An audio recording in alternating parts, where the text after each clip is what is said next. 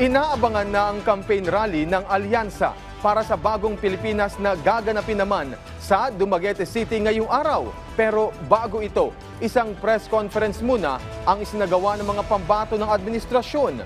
May balitang pambansa si Mela Lesmoras ng PTV Live. Mela.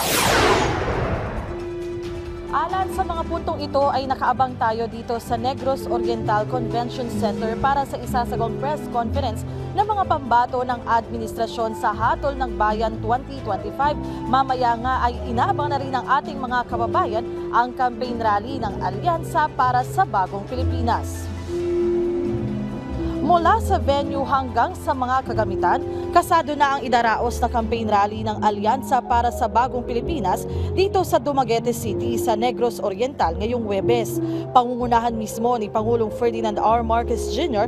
ang pangangampanya rito para sa 12 pambato sa pagkasenador ng administrasyon. Kabilang na riyan sina dating DILG Secretary Benher Abalos, Makati City Mayor Abby Binay, Senador Bong Revilla, Senador Pia Cayetano, dating Senador Ping Lacson, Senador Lito Lapid, Senadora Amy Marcos, dating Senador Manny Pacquiao, dating Senador Tito Soto, Senador Francis Tolentino, Congressman Erwin Tulfo at Congresswoman Camille Villar.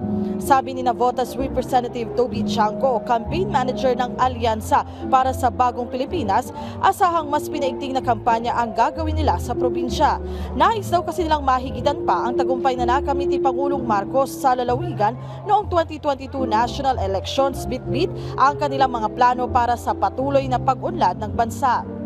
Alan, sunod-sunod yung mga aktibidad ng mga pambato ng administrasyon sa Hatol ng Bayan 2025. Kung ngayong araw, dito sila sa Negros Oriental, manunuyo ng mga botante. Bukas sa Negros Occidental naman ang kanilang destinasyon para sa susunod nilang campaign rally. Alan?